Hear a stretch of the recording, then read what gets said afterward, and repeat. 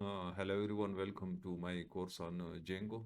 It's a 2 hours course, and in this 2 hours course, I will teach you everything just from introduction to the Django platform up to hosting your full-fledged Django application on a server. Now, let me go through the contents of this course. In these 2 hours, we will cover these contents. We will start with introduction to the Django. Then I will teach you what is the Django model view template architecture. I will tell you how to write simple views.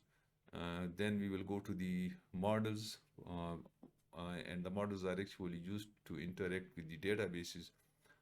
We will also go through the admin panel of the Django, in which you can manage database and do many other things very easily. Uh, After that, we will go to the templates for writing user interfaces and forms as well for the user interfaces. The next topic that we will cover is the how we can read data from the database in Django, uh, and how now after reading data from the databases, if we have different templates in Django, how can we reuse a template? That is called the template inheritance. So we will study base.html template. I will also tell you how can we have a better look and feel of our Django applications by incorporating bootstrap in our templates. Next, we will study how can we have a navigation bar to navigate between different pages of the Django application. And now, after writing a full-fledged Django application, I will tell you how can we upload or how can we share it on a GitHub to share it with other people or public or with your team. The next thing is that when we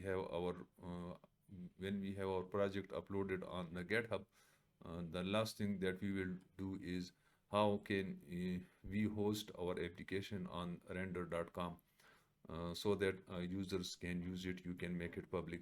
So everything just from start to finish, I have tried to cover it in a very simple method, teach you it in a very simple method, just from starting a Django application right to hosting it on a hosting service.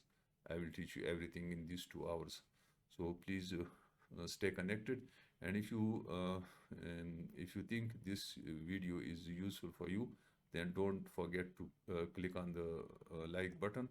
A full course on the on developing Django applications is also there on my Udemy profile. So you can go there, and if you want more advanced techniques in Django, you can register to that course. So stay connected. Thank you very much. Hello everyone, welcome to Django for Beginners course. In this course, I will tell you how can we develop real-world web applications in Python Django. We have these course contents. For the time being, I will skip this slide and will tell you first of all what is Django. Now, Django is a high-level open source Python web framework used for developing web applications, and it is actually designed for rapid development of secure and scalable web applications. And it follows the batteries included philosophy. What does this mean? Batteries included philosophy means that it comes with built-in functions like authentication, database administration, and some other admin panels, so that developers don't need to reinvent the wheel. It is with, if you see, if you have worked in Python, it is with almost all the applications or all the frameworks used in the Python, and it is actually the beauty of the Python, in which we can do many things with the already available libraries. Now, the prerequisites for writing Django apps is, of course, The first one is the Python interpreter that you can download from python.org/downloads.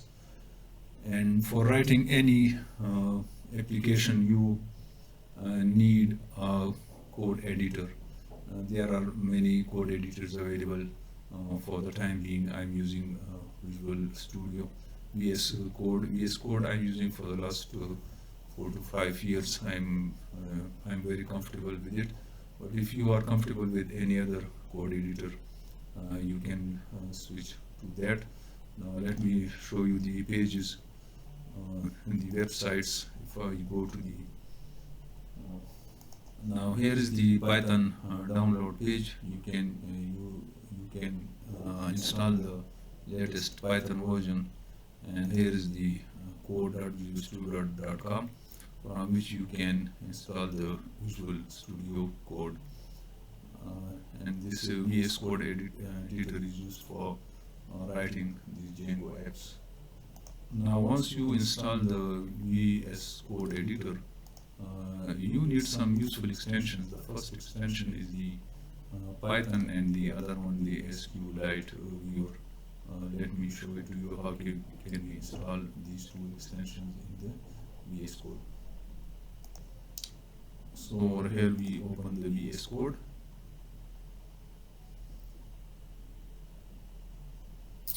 And this is the main screen of the VS Code. You can install the extensions by clicking on the extension button over here. If I write Python, you will see the Python extension in the list. Here it is. Since I have already installed, it is not giving me the option for the installation.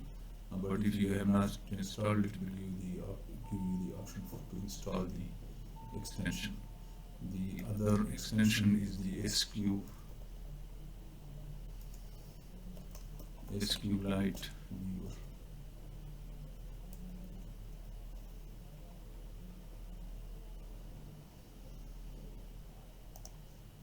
And where it is? Here it is. This is the SQLite viewer. This extension is also useful for writing the Django applications, although you can work without installing this particular extension, but it's better to install it. Now the next thing we need to do is how do we get started with a Django project. Now the first thing you need to do is to create a folder for your project. So over here I will create a Django course folder. Now let me go to my directory structure. I have a folder for the Django apps. I will create a folder for my course. I will say Django course. Now here I will do my development. So when I open the VS Code, I have to go to the, let me close this window. Let me go to the Explorer. So you need to go and open the folder. I will go to the folder and will open the folder that I created right now. So here is the folder Django course, and I will say select folder. Now this is my folder in which I will write my application. And the next step is to create a virtual environment. Now how can we create a virtual environment? First of all, we need to open the terminal. Here is the terminal.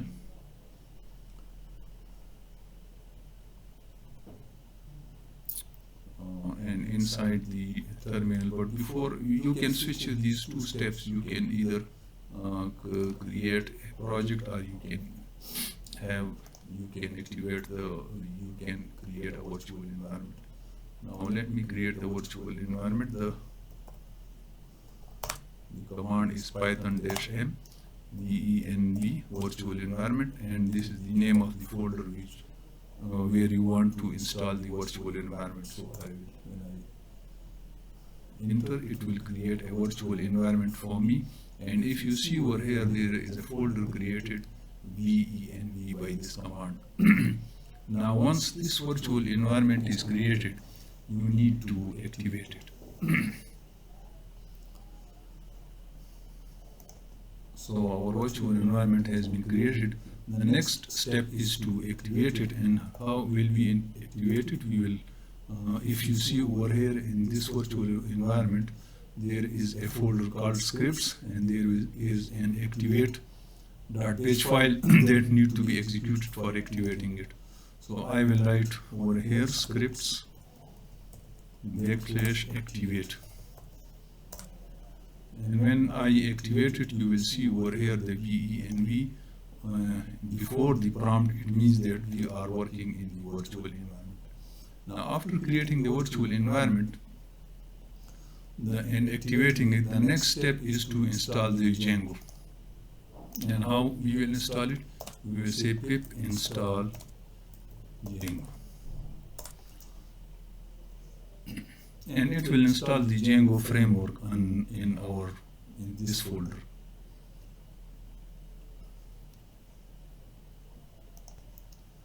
Now we have installed the Django framework. The next step is to create the project, and we can do by giving the Django admin start project command. This is the command, so I will say I will give the command name and the project name as my project. So I will say Django admin start project, and here I will give name of my project. You can give any name to your project. This is a user defined name, and it will sorry, there is no hyphen in the start project. I will say start project. Let me correct the presentation as well. This is the start project. Now I have created a project, and if you see over here, I have a my project folder over here and created for my project. Now after creating the project, the next step is we will use the Python manage.py command to create our apps. Now the next thing is to create an app inside the project. Now if we have a single project, we can have multiple apps inside it. So the next thing is to go to the project directory, that is my project, and create an app inside this project. Now how can we create an app inside this project? We can give the Python manage.py command and start app to create an app. Now Python manage.py is the command to do something in Django, and then this is the command. This is what we want to do. We want to start an app, so we will start an app over here. I will say Python manage.py start app, my app. Python manage.py start app, and I will name it as my app. So I have project name is my project, and the app name is my app. Now let me click on enter. So this has created an app for me. Now if you go to the project structure, we have my project over here, and this is actually the manage.py file that we call from time to time, and we have my app over here which has different folders and files, and we have my project which also have different folders and files. Now after creating the project and the app, we need to test, we need to start our server to see whether the app is developed or not. So that again is done with the Python manage.py command. So we will say Python manage.py, and in order to start the server, we will say start server. This is the command to start the server. Now let us see if we have properly created our project and app or not. Now when we click on this, sorry, this is not start server, this is run server. Run server.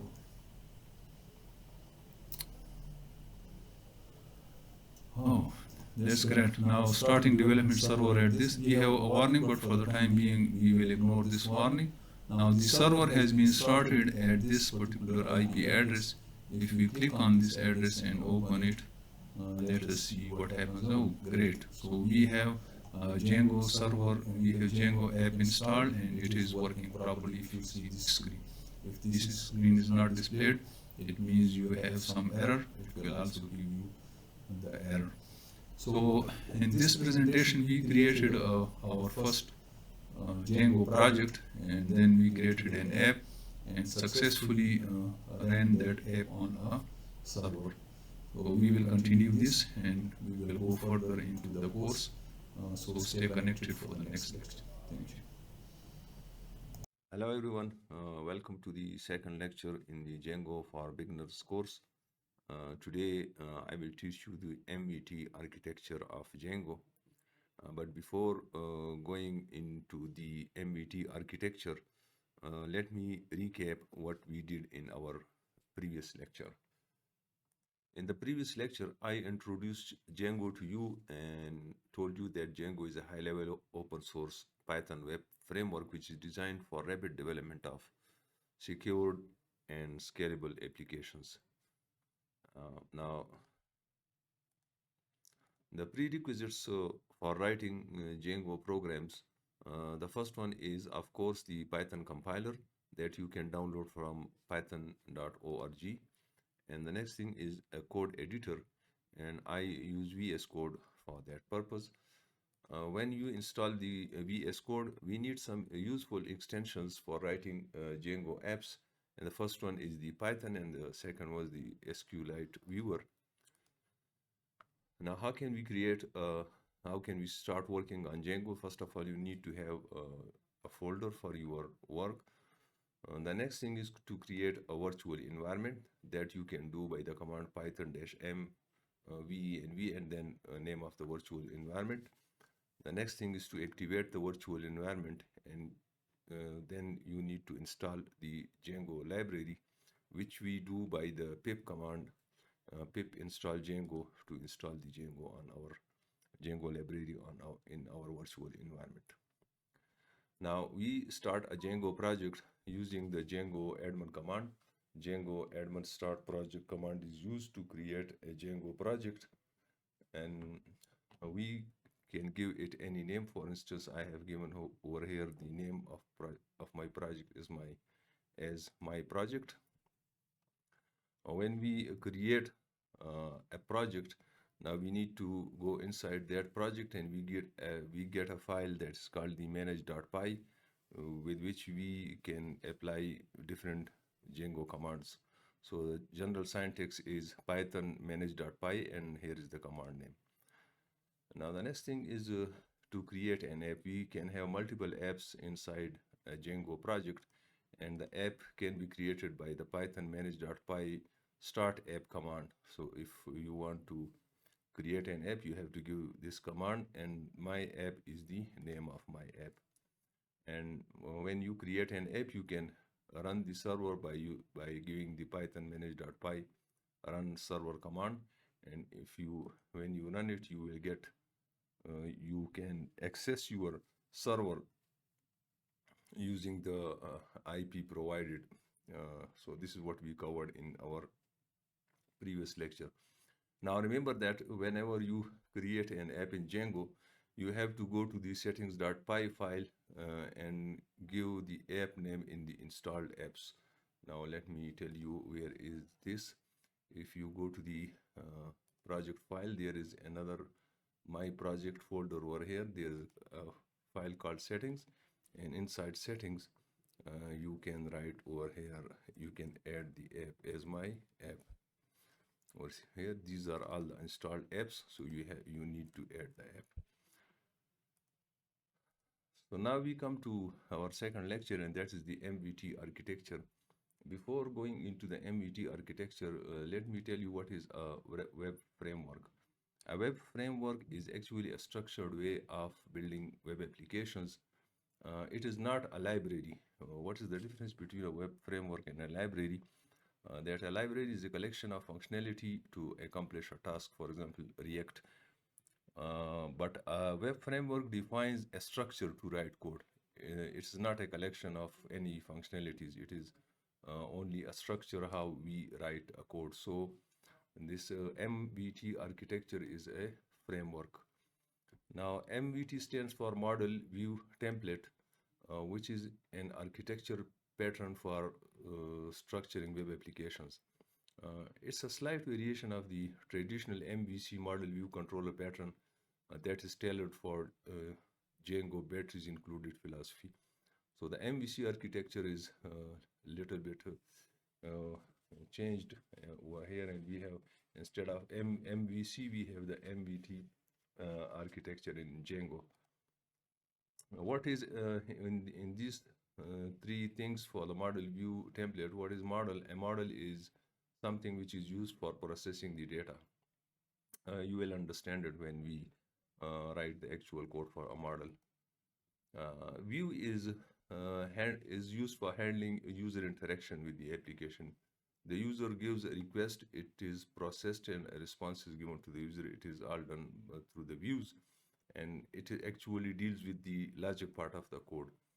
And a template is a user interface that is presented to the user. It is actually an HTML markup with placeholders for dynamic controllers like the data we get from the database or some other sources.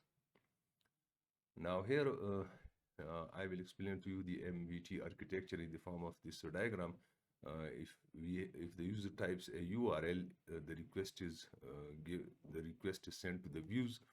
If the views have some database for the query, it sends a query sets to the models. The models interact with the database in the form of read-write operations, and the result set is given back to the views, which is then given as a response object to the template for presenting back it to the user. So this is how it works. Now we can define views in Django. Either the views can be function based or they can be class based. For simplicity, for the time being, I will write only function based views, and later on I may tell you how to write the class based views. But as far as I'm concerned, I prefer the function based views. So we will create the function based views. Now, how can we create views in Python Django? There are three steps actually involved in creating views in Django. The first step is to create the view, and the second step is to map the view at the app level, and the third step is to map the view at the project level. Now, let me practically do this, that how can we have all these things in our code. So how can we create a view? We can create a view by going to the views.py file in my app. Now let me do it in the VS Code. This is my app file. Here is the views file. Now over here I can create my own view. Now the first thing that you need to do is to import Now views are defined in Django using simple function definition in Python. So we define functions in Python by the keyword def, and we give it a function name. For example, I give it the function name hello, and there is a request object passed to the view. So we have one argument to this function which is in the form of the request, and over here we write the code. I will write a simple code which returns a hello world. So I will return HTTP response. Now since I don't have HTTP response over here, I have to import it. So I will write from Django.http import HTTP response, and over here I will say return HTTP response, and over here I can say hello world. Now this is the view that I have defined. So the first step over here I covered is to create this view.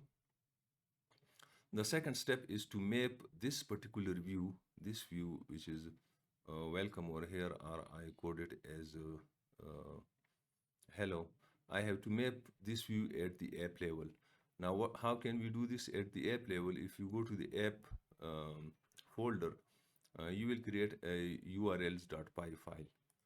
Now, let me code it. I will go to this is my app folder, and there is no urls.py file, so I will create new file, and I will name it as urls.py. And inside urls.py file, you will first of all import the path. So I will say from Django dot urls import path. And the next thing that you need if you want to make this view visible inside the urls.py file, you have to import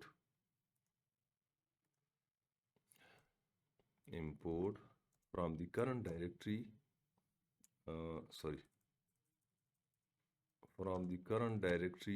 import views. So I have imported this file. I have made this file available in my urls.py file.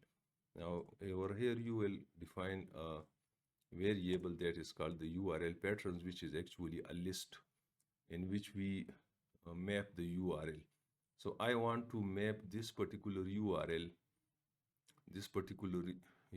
So I will write over here this particular view to a URL. So how can I define? I will say path, and over here is the URL name. For example, you can give it any name, and here is the view you want to map. So I will say hello. Now remember, you can give it any name. You can give it XYZ. This is not necessary that these two names are the same, but for simplicity I keep these the same, these two names similar, because then they are easily understandable. You can understand it well, and they are also easy to debug. So this was the second step. What was the second step? The second step to map the view at the app level. The third step is to map view at the project level. And how can we do it at the project level? If you go to the VS Code and go to our project folder over here is a file urls.py. When you open it, there is also already a path given over here. So we have to give the path over here. So I will say path, and you can give it any name. For example, this is the app, or you can give it my app, or you can give any name. And then you need to include. Now there is no include function over here. First of all, you have to import the include in the from the django.url. So I will say comma include to import it, and then over here I will say include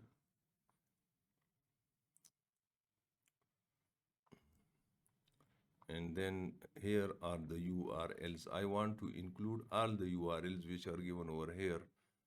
How can I import it? I will say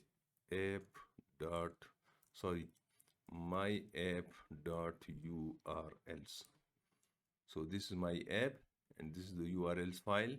And when I say path app/my app.urls, it will link all the URLs. It will map up all the URLs in this particular app to the project. So all the URLs will be mapped over here. Now let me check it how it works. The next thing is to access the URL. Now the URL can be accessed by giving the command http localhost, and this is the app name that I have given, and then the view name or the URL name. So over here, let me check it in the VS Code. I will write over here, sorry,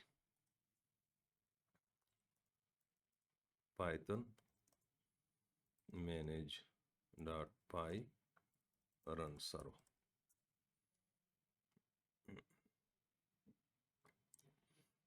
Now let me open it.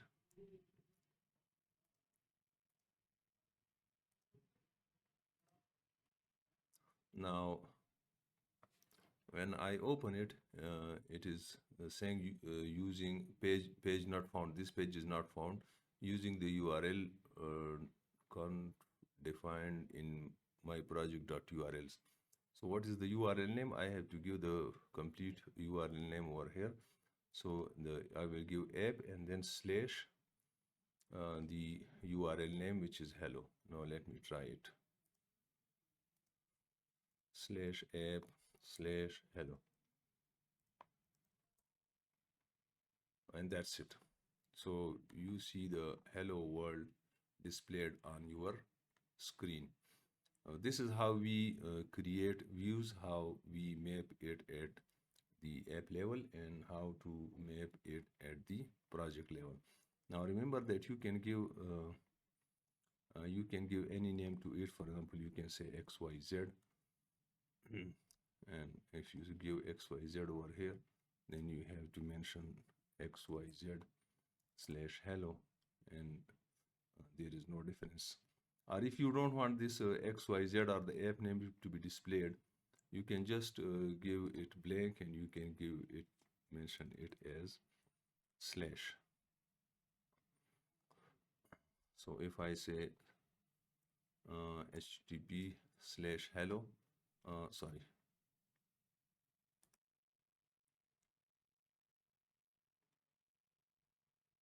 you have to give it blank. Instead of slash, you need to keep it blank. So this is how it works. So this was all about views in Django. Let me repeat it. As I told you, first of all, I defined the web framework. Then we defined MVT, and then I told you that view is used for handling the user interaction. And how we create the views, I told you that there are 3 steps. The first step is to create the view. The second step is to map the view at the app level, and the third step is to map the view at the project level. And how we did it? The first thing is to create the view. In the views file, we create the view by writing a function. The second step is we can have other views as well. The second step is to map it at the project level, which is over here. We have mapped it at the project level, and at the app level. The third step is to map it at the project level. Let me define another view as well. For example, I say this is for example second, and over here I say this is second view, and I have to map it over here. So I will give the path as, for example, second, or let me give it a sec, and over here I will say second. Sorry, why it is not importing in the views? I have defined the second.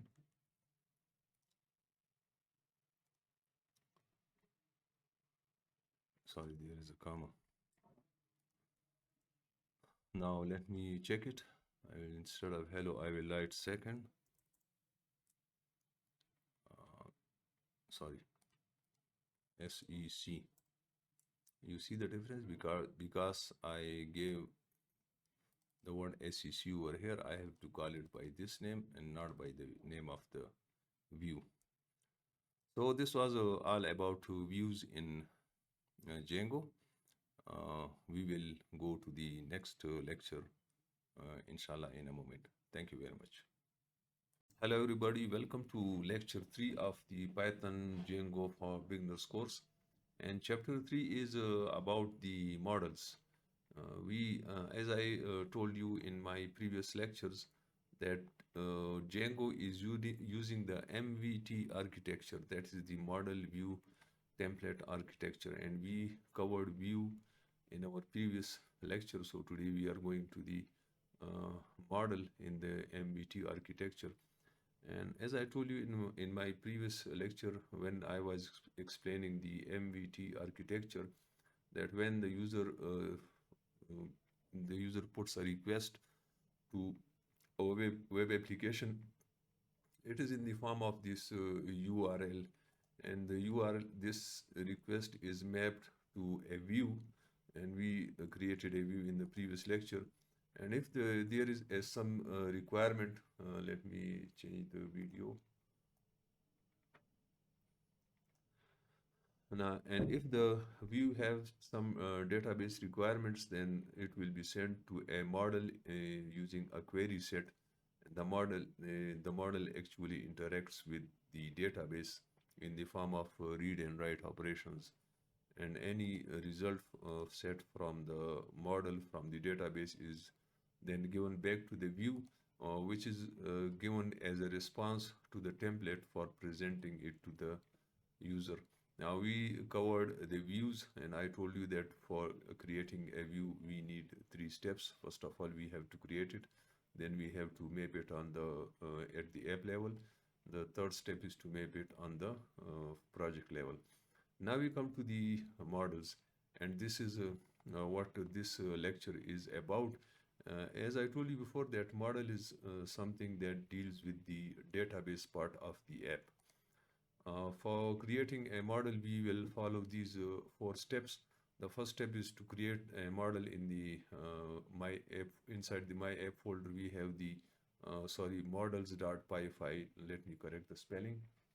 So inside my app folder, we have the models.py file where we will write our model. Once we write the model, in order to to reflect these changes in the database, we have to give the migrate command, and there are 2 steps in migrating a database. The third step is to create a super user to access the admin panel, and this is something new for you. I will tell you the beauty of the Django, that it comes up with a very useful admin panel, and for the first time when I saw it, I was really very excited to see it. And if you have worked with databases before, you would also like to love it. And the third one is the access model data using the admin panel. So the model we created, this step, how we are going to put some data using this admin panel. So let's go to the first step, and that is the creating the model. So I will straight away go to the code, and over here, if you see, I have opened the models file inside my app. Now models are created in Django using a class. So I will say class. I will create a symbol model of student. So I will say type student, and then as an arguments you have to give it the models.model. So this is the general syntax of creating a model. Now I would like to have 4 fields in this student model, and the student name, the student cell number, and his email and date of birth. Now let me write the name is, I will say models dot character field, and the maximum length of this character field is let's make it 50 characters. The next thing is the cell number. I will say the cell number is models dot, this is also a character field, and I will say the max length is max length equal to, say for instance, 15. And the date of birth, this is equal to models dot, this is date field, and the last one is the email, and I will say models dot email field. So these are the 3 fields that I have created for this model. Now the next step, as I told you, that when you create the model, the next step is to migrate it. So we completed this first step. Now let's go to the second step. Now how can we migrate it? We will give the migrate command from the terminal. Now you see I have not activated the virtual environment. So first of all, you need to activate the virtual environment.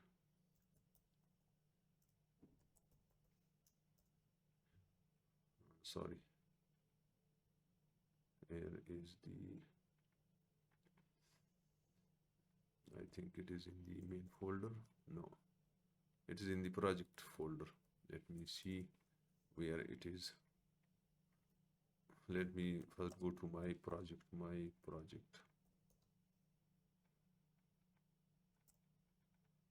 and here venv backslash scripts backslash activate. Where is the problem? Yeah, it is. So we have activated the virtual environment. Now let's come back. We have to migrate it. Now we want to migrate, in order to make these changes in our database, this class in our database, we have to migrate it. So I will say Python manage.py migrate. This is two step. The first step is you will give the migrate command, and after that you will have another command, that is the make migration.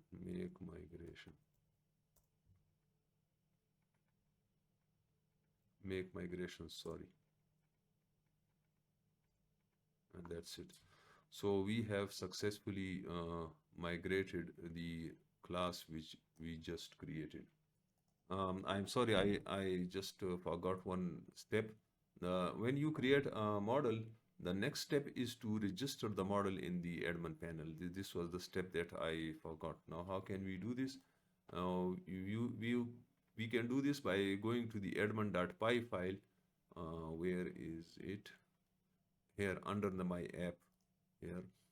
Now the first thing is that you will import the model. So I will say from models import student. First of all, you have to import it, and then you have to register it. admin.register, and then you give the model name. So this is how you register this particular model in the admin panel. Now let me apply the migrate command again. I will say Python manage.py migrate. Oh, there is no module name models. Sorry. Let me check. I'm sorry, you don't remember everything when you write programs in Python or in Django. So you will write not from models but from dot models import student, and this is not admin.register, but it is rather admin.site.register student. So this is the exact format. Now let me make the migrations. Migrate. Yeah, and make migrations. And that's it. So we have successfully migrated the model in our database. Now let me tell you something about the admin panel. Let me run the server. So I will say run server.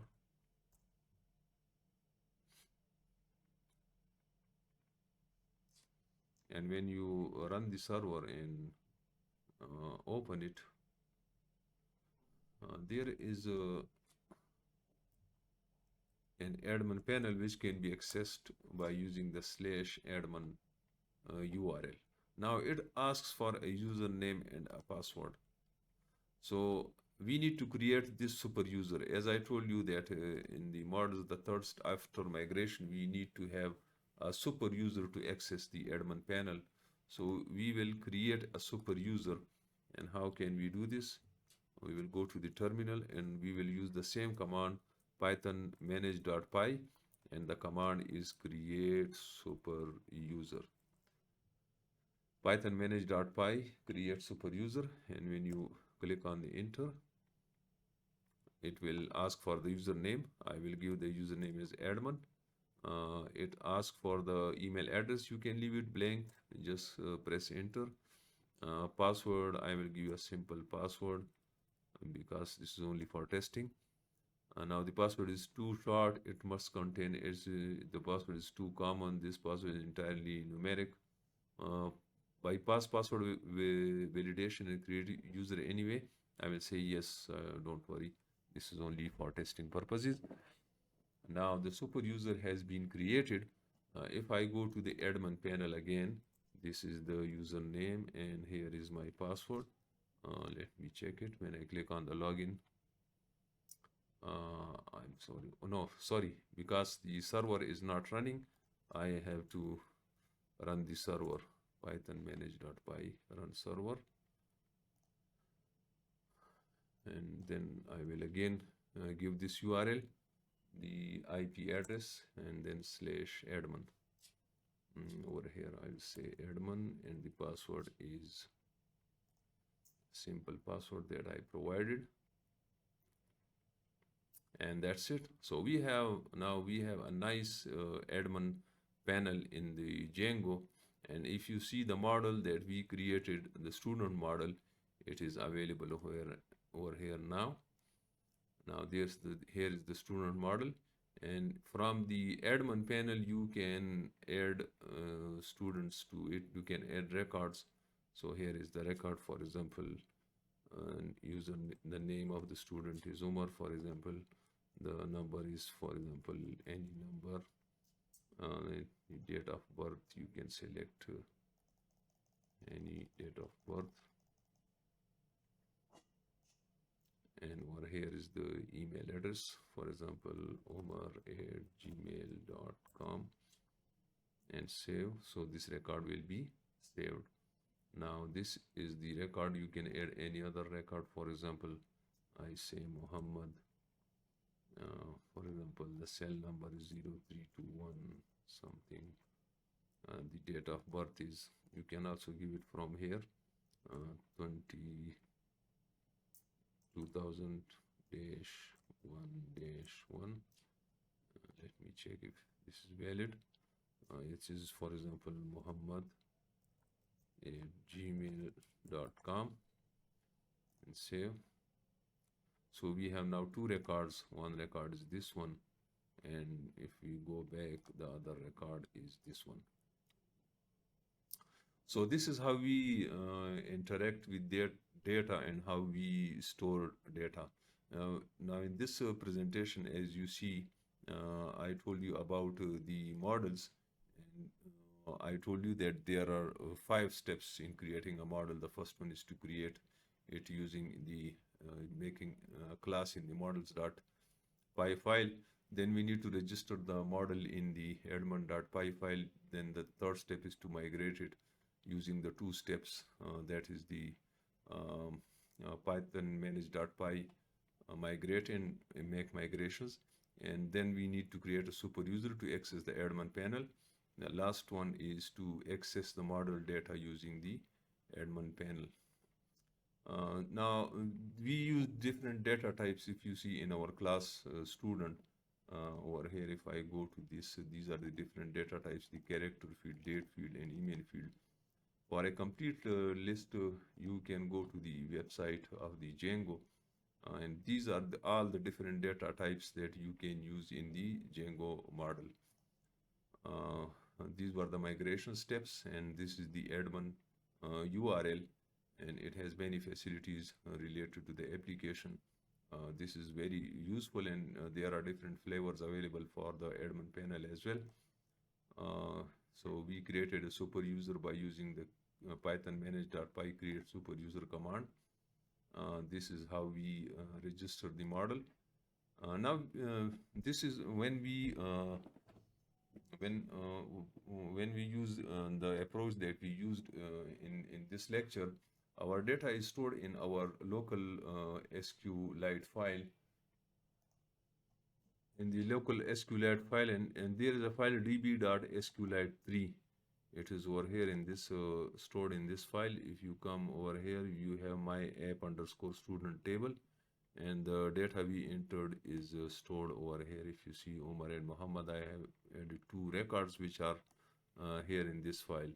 But when we write real world applications, we usually use external databases like MySQL or PostgreSQL files.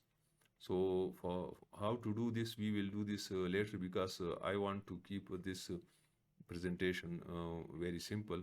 So in the later lectures, I will tell you how can we store data in the MySQL database. So for the time being, that's it.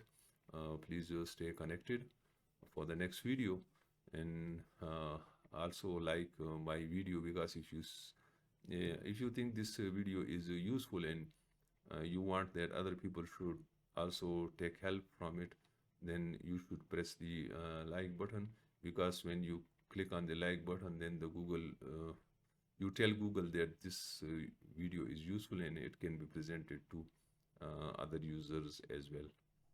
Thank you very much. Hello everyone, welcome again to the Python Django for Beginners course. Today I will tell you about templates, and as we studied in our previous lectures, that Django is using the MVT architecture. MVT means model view template architecture, and this is the main diagram showing the MVT architecture, meaning models, views, and templates. We covered how to create views, and then we had a simple model, a student model that is used to store data in the database. Now today we come to the template, and as I told you before, the template are used to interact with the user. So it is actually the user interface in the Django app, which is actually an HTML page with some controls. Now, how we create templates in Django? We first of all, the first step we need to create is to create a template is to have my templates folder in my app folder, and then we have different HTML files inside that folder. So let's go to our VS Code for writing our first template. Now in this project, if you see in this app, we have two URLs. The first one is the hello, and the other one is the blank URL, which is the home page. And if you come to the views, we have two views over here, which returns an HTTP response. Both the views are returning an HTTP response object. Now let's come to the templates. How can we implement templates in the Django app? So I will go to the my app folder, and then I will create a new folder with the name templates. And inside this template folder, I will create a file with the name, for example, index.html. Now I can write the HTML code over here. So when I click on this, and first of all, I have to select a language. Let me select the language as HTML.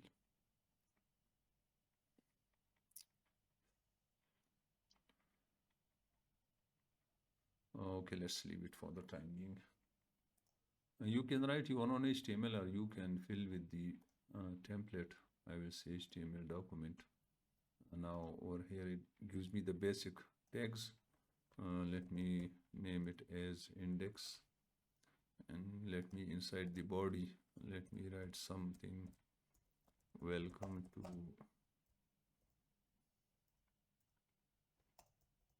Python Django course slash h1, and over here I will say this is a lecture, this is a tutorial on templates. This is a simple HTML file. I have saved it with the name index.html. Now how can we open this HTML file in the Django? We will go to the views, and instead of, for example, if I want to associate it with the home page, instead of the HTTP response, I will just delete the HTTP response and I will call the render function. And what the render function is doing, that it renders an HTML file to the user. So over here I will give the first argument is the request. So I will say request. It is the same object which is mentioned over here. I will pass it to the as an object to the function, and the next argument to this is actually the file I want to render. So I will say index.html. Now this is the index.html. Now let me run the server and see what is the result. Now if I open the browser,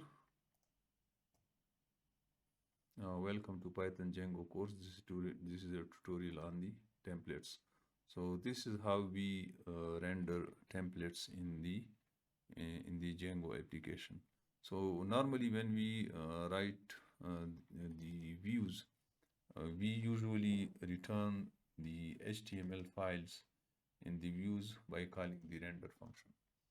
So that's it. Now let me revise it. Templates are actually used to templates are actually used to give a user interface. Now the user interface is defined in the form of the HTML files, which is stored in the templates under the templates directory in the my app folder. And then how we render it inside the views, we call the render function we return a render an object and call the render function to return that object with the request object as an argument, and the second argument is the HTML file. So this was an introduction to the templates. We will go deeper into the templates in the next lecture. Hello everyone, welcome to the Django for Beginners course. Today I will tell you how can we pass data to the templates. And in the previous lecture, as I told you that a template is used to design a user interface, and templates are actually the HTML files stored under the templates folder in the my app folder. Now if you see in our previous lecture, we had only one template, that is the index.html, and it was only rendering some text on the screen. For instance, I had this index.html template, and it was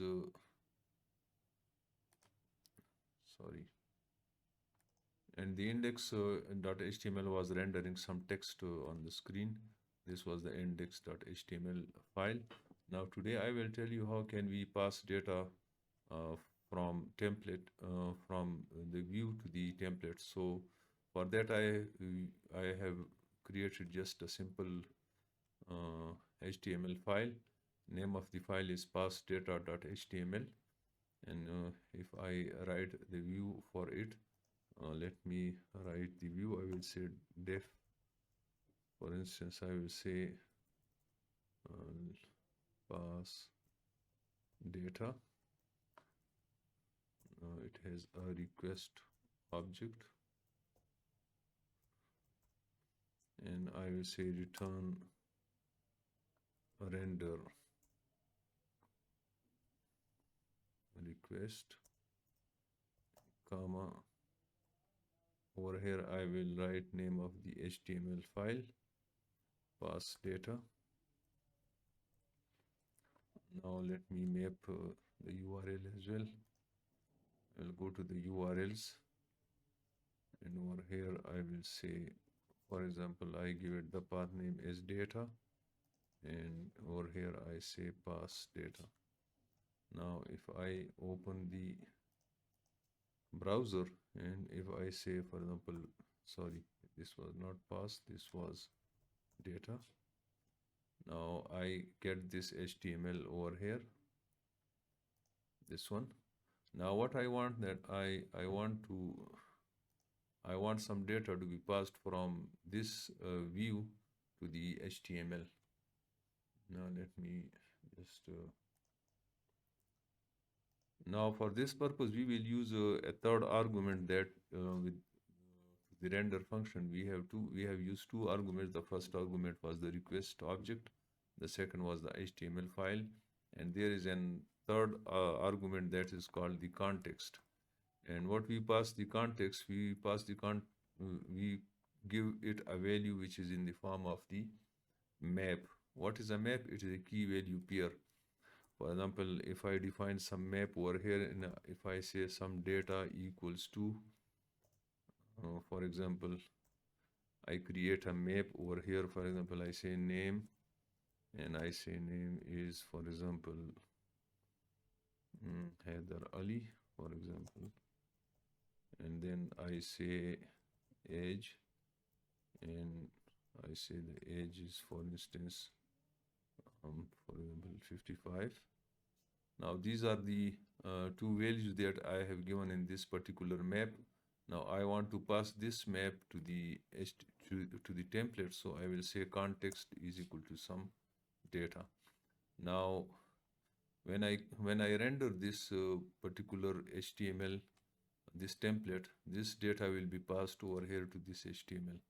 Now how can I retrieve this data? I can say over here hello, for example, and if I want to retrieve this value, that is the name, I can just say, I can close it in the braces, in the double braces, and sorry, it is in the, I will enclose the parameter in the double braces over here. Now what is this name? The name will be taken from this some data from the context. It will be taken from here. Let me check it, and if I go and open this, it will say hello Heather Ali, and this name is taken from the data over here from the view. So this is how can we pass data to the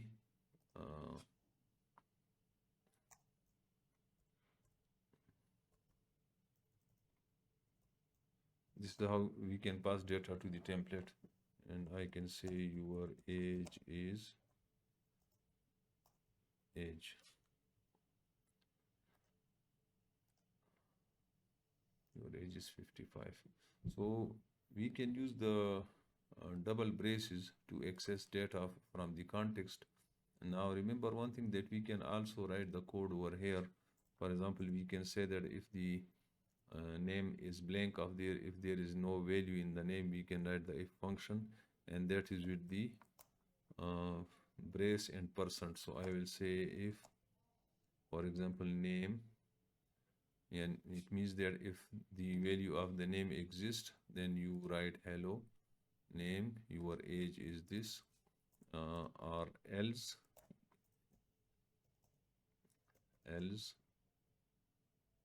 for example, hello world,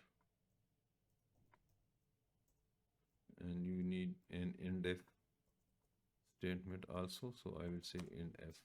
Now this is how you write code inside the this is the general syntax of how you write code inside the template.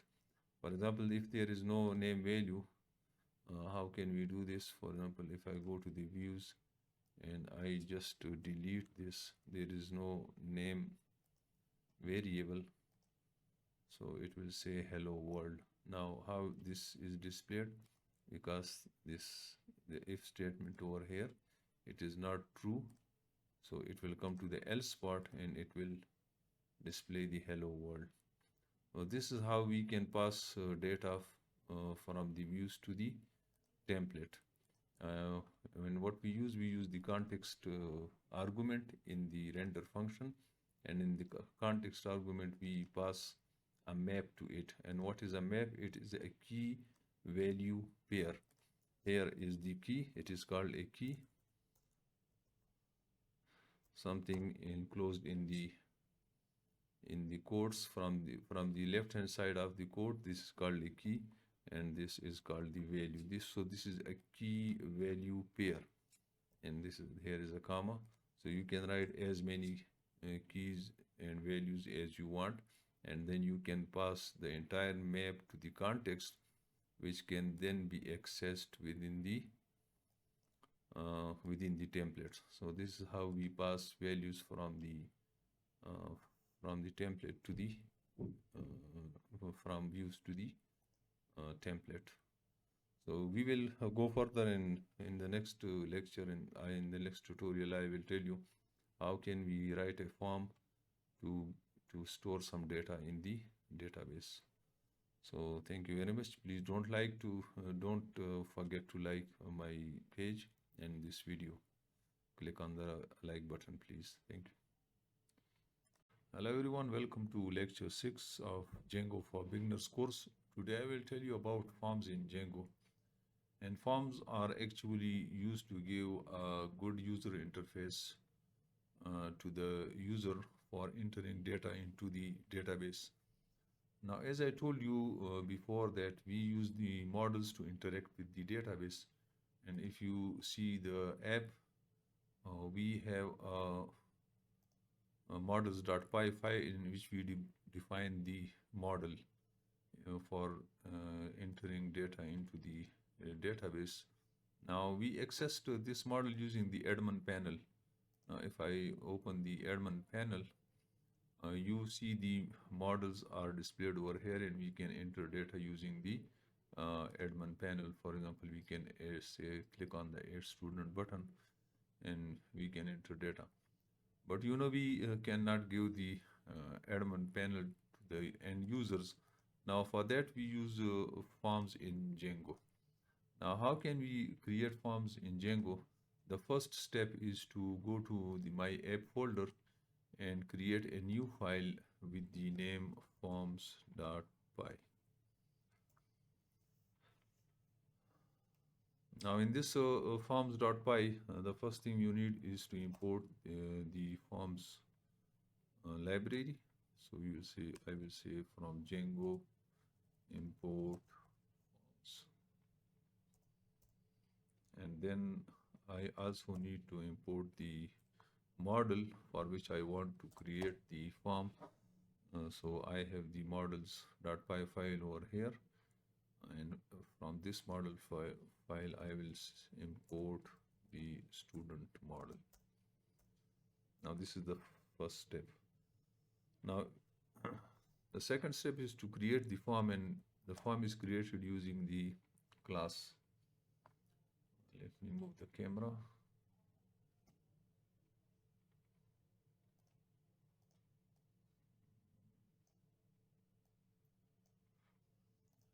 Now the class name for the form should be similar to the model name. So I will name it as student form. And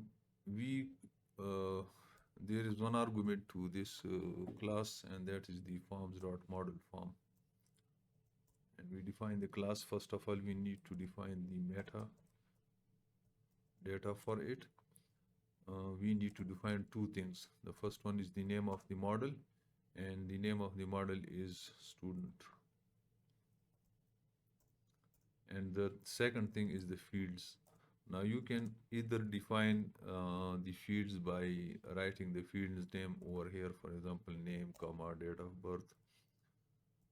This is one way, if you want to restrict it to a few fields. But if you want to have all the fields, you can write underscore all and then underscore, so it will the form will take all the fields from this particular model. Now, once you have defined the form, the next thing is to access the form from the template. Now, for that, I will go to the templates folder, and in the templates folder, I will create a new template with the name student.html.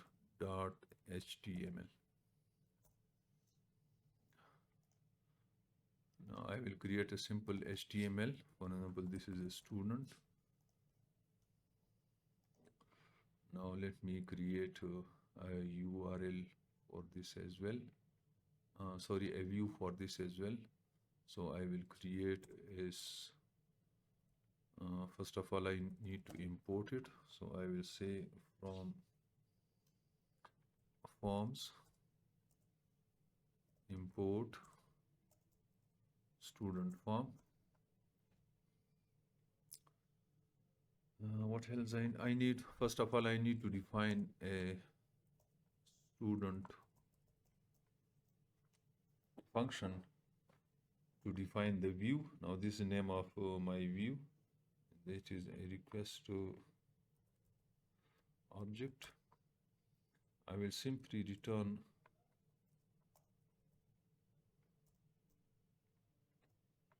the HTML. I will make it simple for the first time. Then I'll map the URL. I'll write path.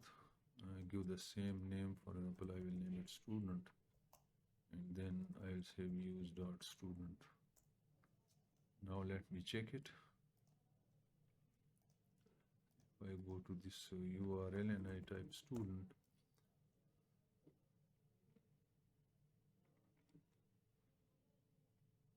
can't be reached. It is refused. What's the problem? Let me restart the server. There is an error. Fields attribute is excluded. This is not field. This is fields. Sorry.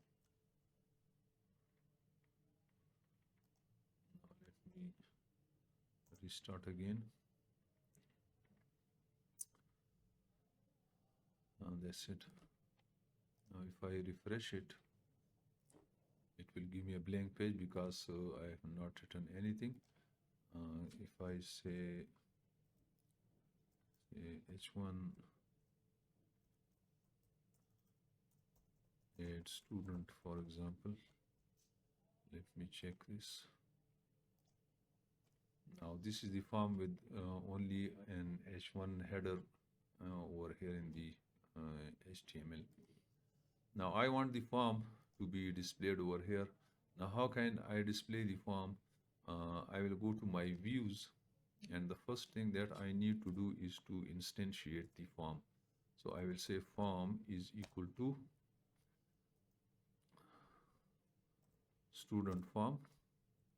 I will instantiate it, and I will declare a context variable which is initially blank, and then I will say yes, how can I pass it? I will say context of form is equal to form. This is context, and then I will pass it over here. I will say context. Now I will pass this context form to the student.html. Now I will make it very simple. Now let me open the form over here. Let me see how it works. I will say over here form. Let me see how it works. It is doing nothing. Sorry, I didn't save it. When I save it and I refresh it, it will give me the form. So I can enter data in the form, but there is no submit button over here, so I can't do anything with this. It is only displaying me the form. Now the next step is to how can we make this form in such a way that we can enter data into it. So I will write the code over here. The first thing that you need in order to have the form ready for the data entry, I will just delete it, and I will create a form tag over here. I will say form. The method is equal to post, and over here I will end the form. I will write a simple button in it. I will say button, and the button name, let me write the button name as, sorry, the button type as is equal to submit, and let me name it as save. There is only one button. If I refresh it, there is only one button in the form. Now the next thing I need to do is to add the form. So for that I will write the code that is, this is the Django code. I will write form dot as p, but before writing this you have to include a token, and that is the CSRF token. Include that token. So you have to include the CSRF token, and then you need this command form as p to display this form in the form of the paragraphs. Now with just these two statements, when I have this button, let me refresh it. Sorry, didn't forget to register this tag. There is some, let me check what is the, sorry, this there is spelling mistake. This is token, CSRF token. Now with this we have this form. For example, if I enter some data, for example, I enter Salman and enter any number 111111, date of birth is, for example, this one. I say salman@yahoo.com, and I click on the submit button. Let us check what happens. This is added or not. If I go to the students and check on the last object, no, it is not added. So what is the problem? When we, now the next thing is, we in this HTML we have just presented the form. How can we save the form? We need to go to the views file, and over here we need to write the code. So over here we have the student form. Now here I need to write the code to save the form. So I will check for the request if it is the request is post. So I will say if request dot method, sorry, dot method is equal to post. Now it means that the save button has been pressed. If this condition is true, it means that the save button is pressed. Now if the save button is pressed, the next step is to check whether this is a valid, valid or not.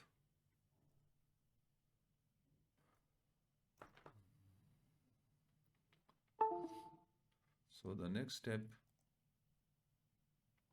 so when the request dot method is equal to post, and it is it means that the save button has been pressed, then we don't need this blank form, but we need the form. We will instantiate the form with the student,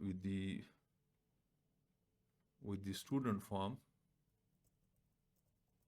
and give it the initial value of the request dot post. So this variable will be the values of the student form which is sent by the request.post will come over here in the form. Now this form actually this value whatever we entered over here in these fields, they will come to this particular variable.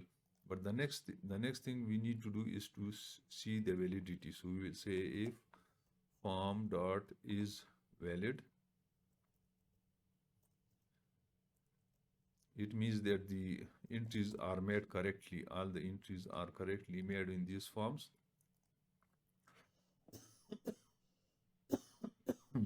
Then we need to save the form. So we will say form dot save. So when we call this method, sorry, this is form dot save. When we call this method, all the values in this form, they will be saved in the database over here.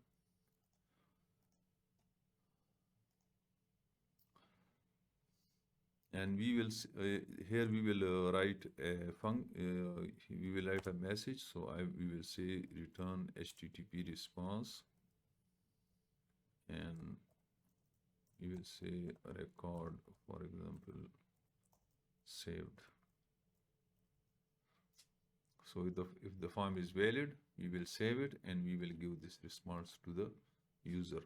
Otherwise, we will, and then we will render this student form. Now let me check it. Let us check it, how it works. So for example, I again say Salman, and the cell number is, for example, this one. Date of birth is any date of birth. It's al@yahoo.com. Click on the save button. It's a record saved, and if we refresh it, we have this object over here with the name Salman. So this is how we use forms. So this is very basic concept of using the forms in Django. Now let me repeat it what we did for using the forms.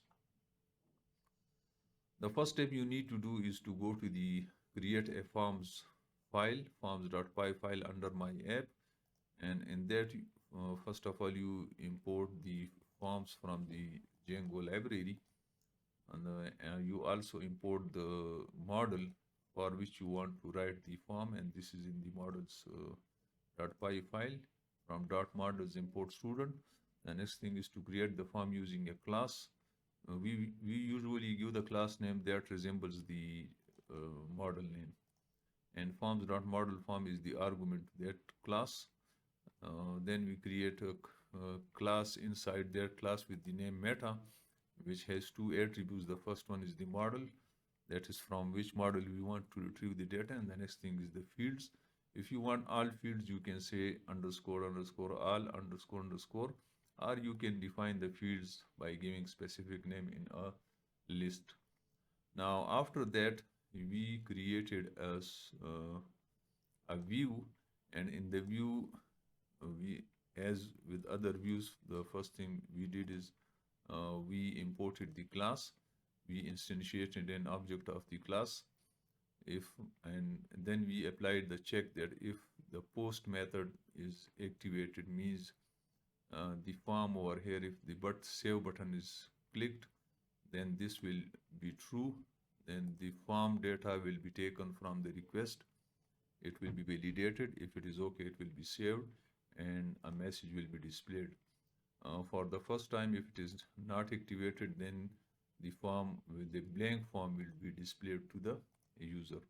So this was just an introduction of the forms to forms in Django. We will go in more detail in future that how we can write fancy forms and how can we write more complex applications using these forms. So we will see you in the next lecture. Please don't forget to click on the like button. Thank you very much. Hello everyone. In this tutorial, I will tell you how to read data from a database in Django and display it to the user. So let's do it practically. Now I have a student's model in which I have 5 records, and I want to display all these 5 records on the screen. Now the first thing we need to do is to go inside the template folder and create the HTML file. I will name it as list students because I'm listing all the students in the database .html. Sorry, HTML. Now let me create it. I will say students. Let me give it a heading. One list of students.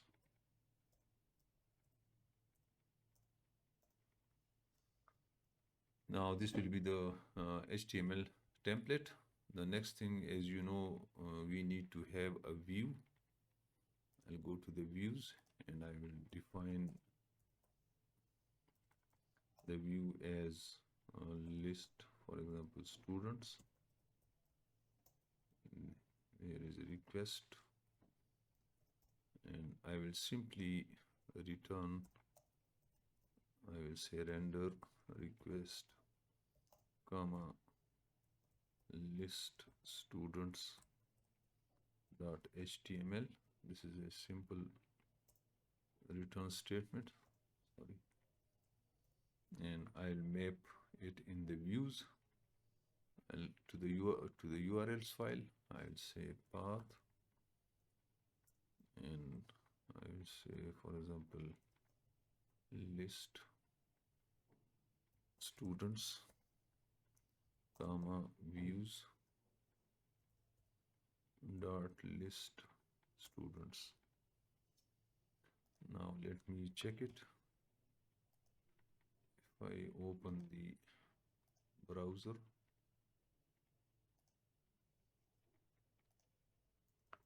slash list students, now this is giving me only the text. Now the next step is how to read the data from the database and give it to the list students template to display it. So we will read the data from the database in the views, and let me tell you how to read it. I will create an object and I will make it as students, and I will write students is equal to student. Now before writing this, yes, student is important, already imported over here. I will, from models I have to import it, so I will say student, and there is function called objects dot all. Now what does this statement means? That it goes to the student model and it takes all the records from the student model and will put it in this object variable. Now we need to pass this variable to this HTML. So we will pass it as a context. I will say context is equal to, and I will say students. I will make this variable name. This is the key, and what is the value for this? The value for this is this particular variable, which is also students. Now remember one thing, you can give this any name, but it's better to give the same names just to have a better understanding of your coding. Now the next thing is to pass this to the HTML file. Now this HTML file will receive this context, and inside this context we will have this student object which will have all the records of the students. Now let me save it. I will go to the list students. Now what I need over here, you know that we can write the coding by writing the brace and %sign. So over here what I will do, I will write a for loop. So I will say for st in students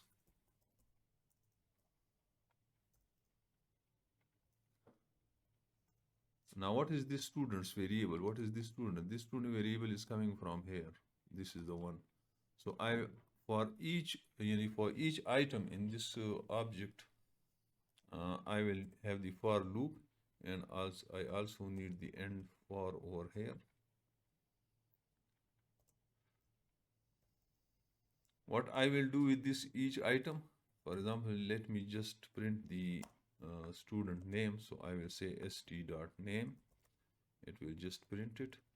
And when it printed, I need a break over here. So I will say br. Now let me check it.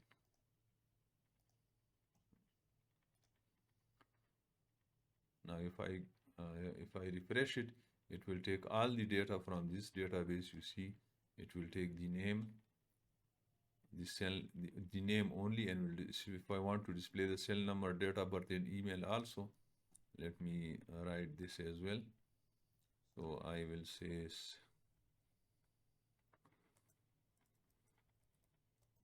st.cell number.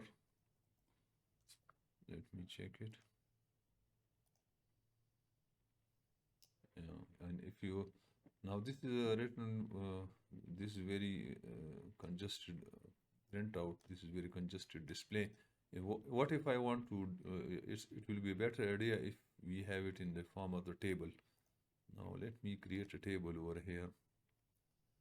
I will say table.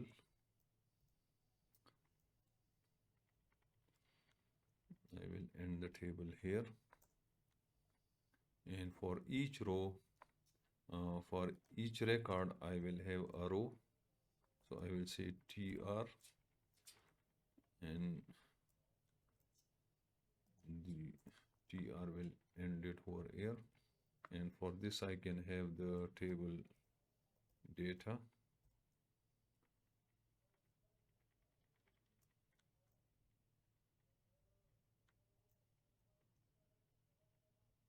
Let me for the time being delete it.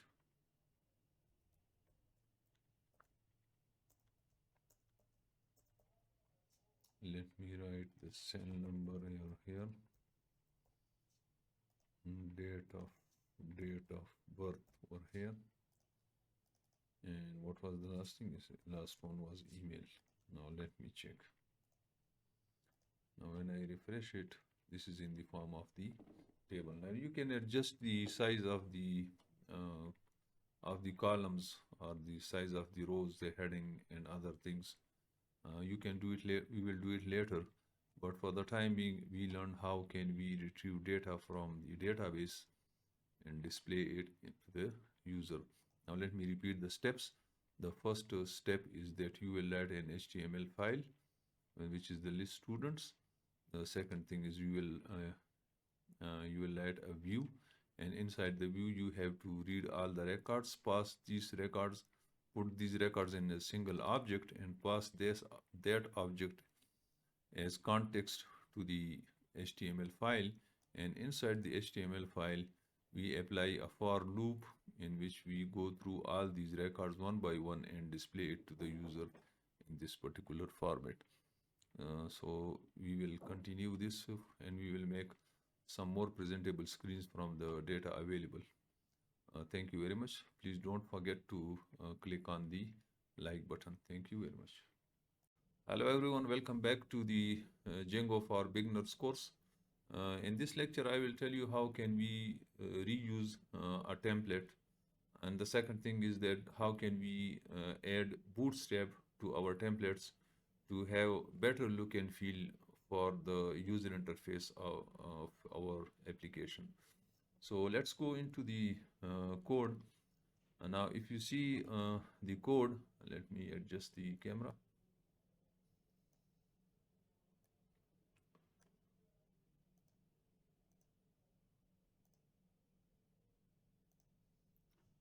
Now, if you look at the application,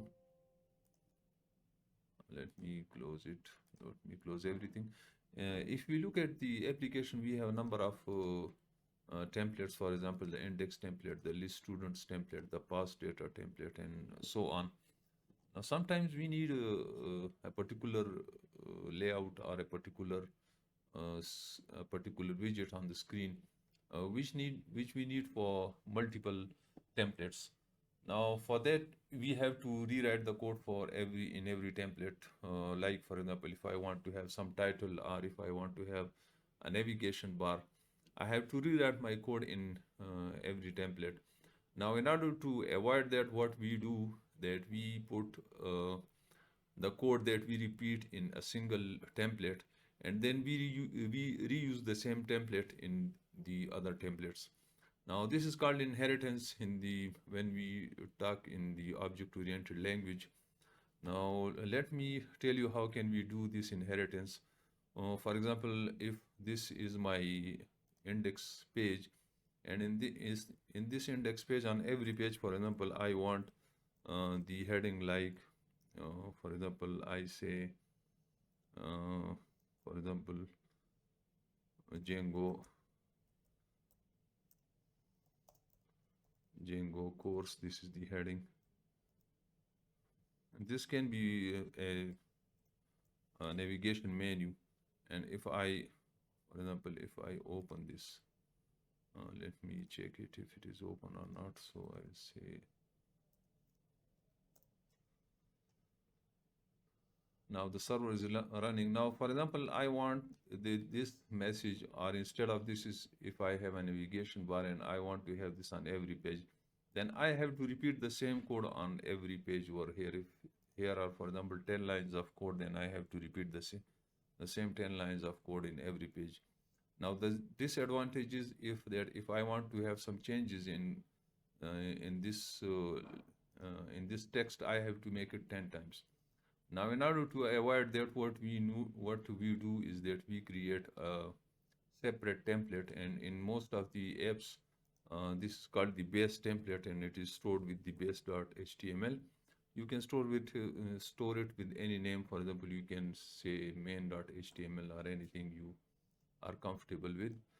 So, for example, this is a simple HTML file, and I give it the title, for example, Django course, for example, by Heather Ali. Now, and over here, what I will do that I will just cut this and will paste it over here in the body. Now, if I want to reuse this code in all of my pages, what I will do, I will use the extend tag of the Django, and that is, I will say extends, and over here I will give the name of the HTML file. Now, what this code will do, that it will add the base.html file inside my index.html file. This is the base.html, which has this h2 tag with the title, with the text Django course, and this is the index. Now, if I open the index now, it is only giving me the Django course. It is not giving me the rest of the text. Now, this text is not displayed. Now, what is the reason? The reason is that for this text to be displayed, I have to give some location in the base.html file. So I will say over here, I will add a tag over here, and the tag will say, I will call it a block. I will declare a block over here, and I will say the block is the content. Here is the block start, and over here I will say end block. Now here I am defining a region. When I declare a block over here, I am actually defining a region inside the base.html file. So anything, if you want to write anything over here from in this HTML file, I will name this as the start of the block. So I will say it block and content. There is some auto type over here.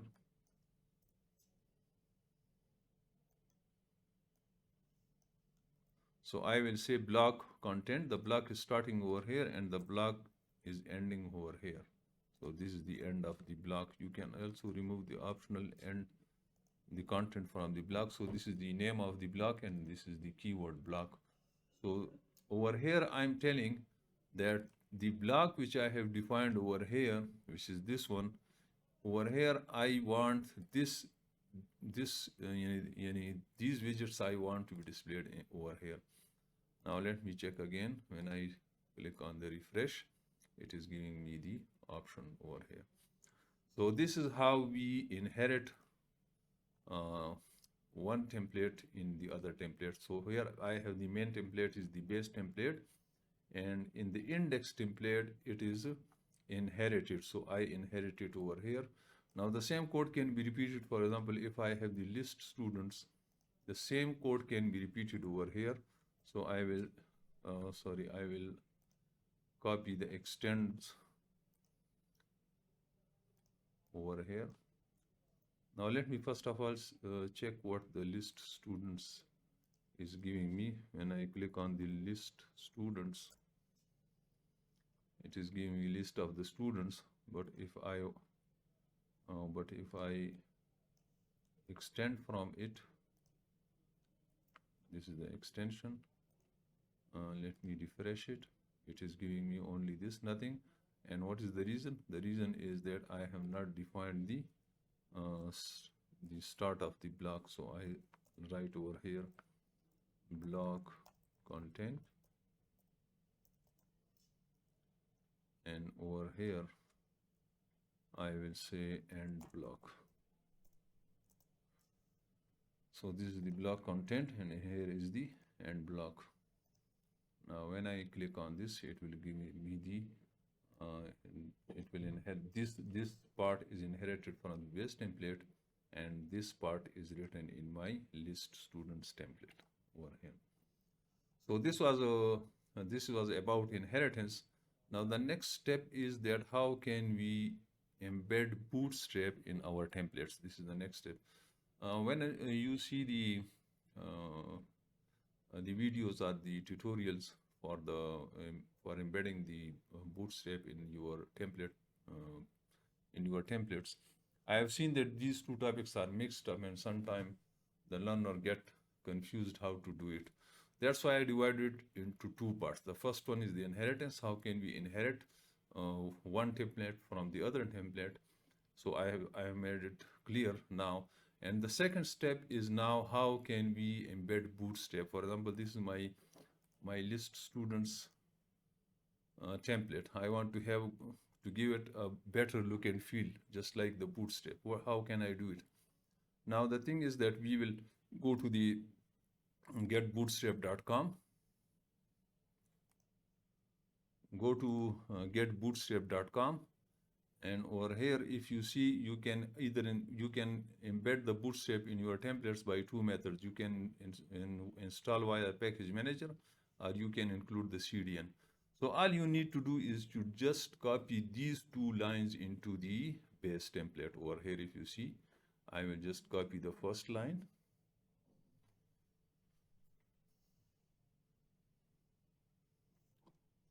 Go to my base template and put it inside the head tag. Then I go again to the bootstrap, copy the second line, paste it again. So these two lines I copied from the get bootstrap and paste it in the base.html file. Now let me refresh the page and see whether it worked or not. Yes, it worked. And this is the list students template, and actually if I'm in my old code, it will not work. It will look like the same even if I have installed the bootstrap. It will not work similarly. It will work in the same fashion as I work, because I have used the only the table tag. Now if I want to use the bootstrap table inside my app, inside my template, how can I do it? I can do it by going to the docs and then select on the table. Where is the table? Let me search for the table. Yeah, here is the table. Now you can have a simple table by just writing the class table over here. I will say table and then class equals table. Let me refresh it, and it's give me a better table than before. If you want to have some other style, you can select from these styles. For example, this is another style. This is table class table primary. This is table secondary. Let me check the class table primary. I'll delete this, save it, refresh it. Sorry, class table equals primary. Let me check again.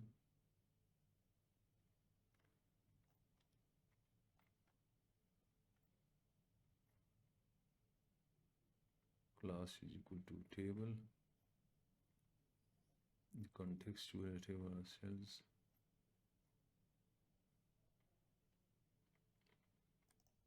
Now let me try another one.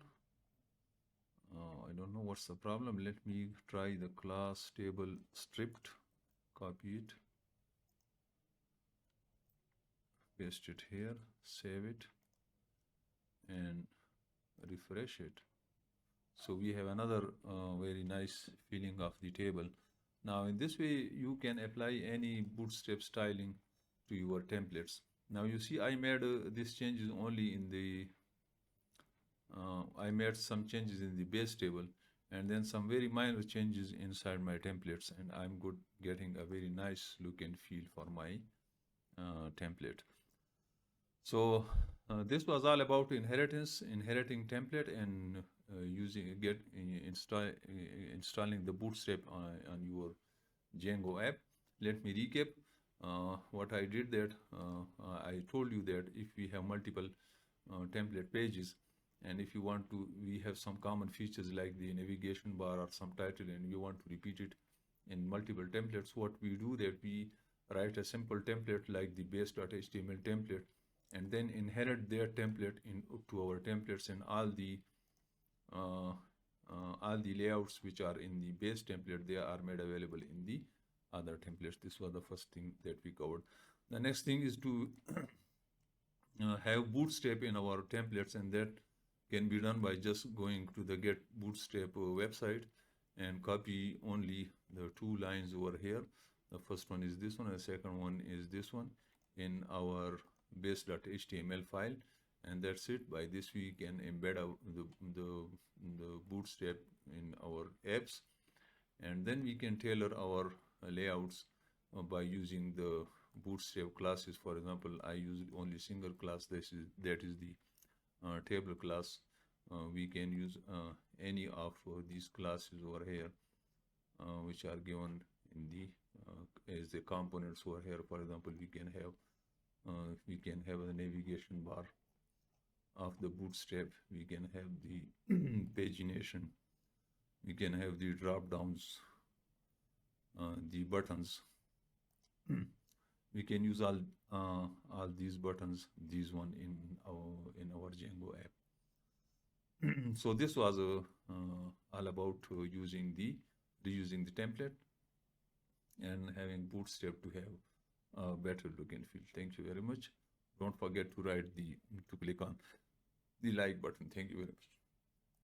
Hello everyone. In this tutorial, I will tell you how can we have a navigation bar in our Django templates. But before going into this presentation, let me tell you that this full course on Django for beginners is available on Udemy. You can go and register to that course if you want to have a detailed understanding of the Django framework. So let's go into our code. As I told you in my previous lectures, we have these few templates in our application. That is the index template, list students, and the student template. And we can access it by giving the URL over here. For instance, this is the list user list student template. This is the main template. Let me adjust the camera.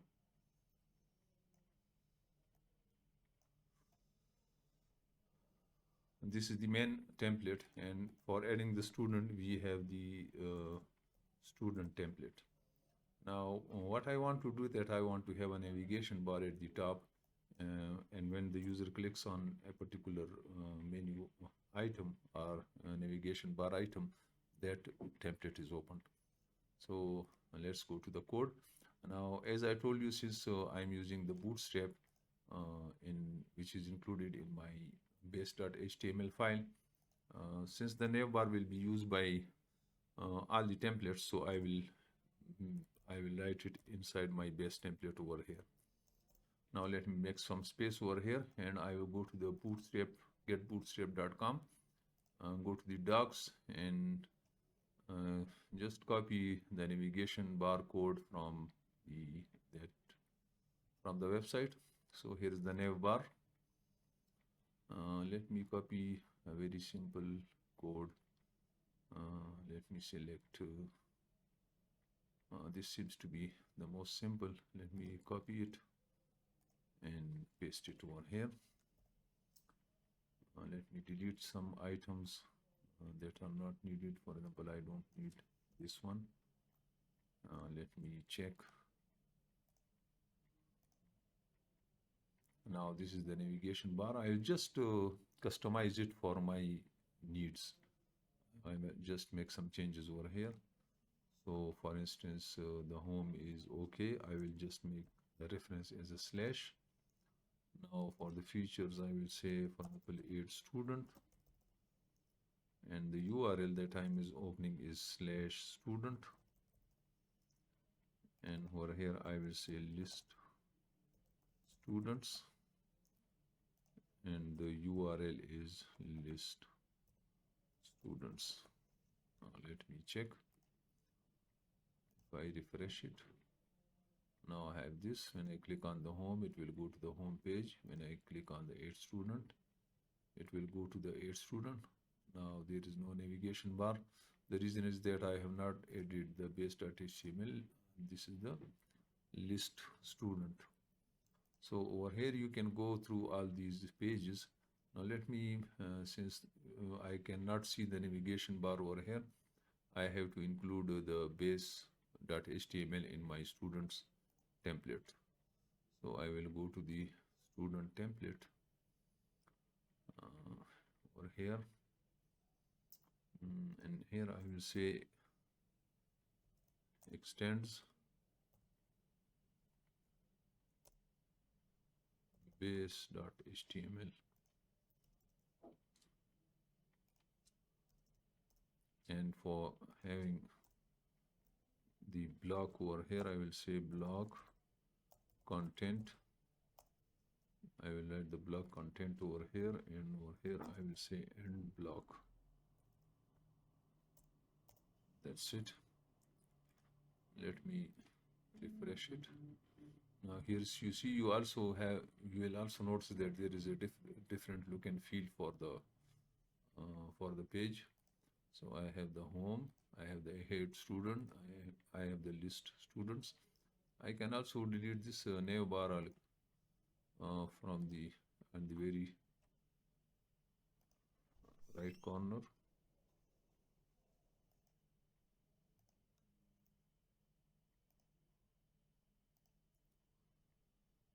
Now let me delete this one. It is here. It's the button.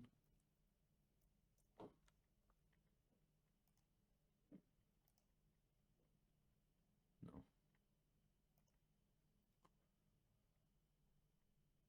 It is this one. Navbar brand.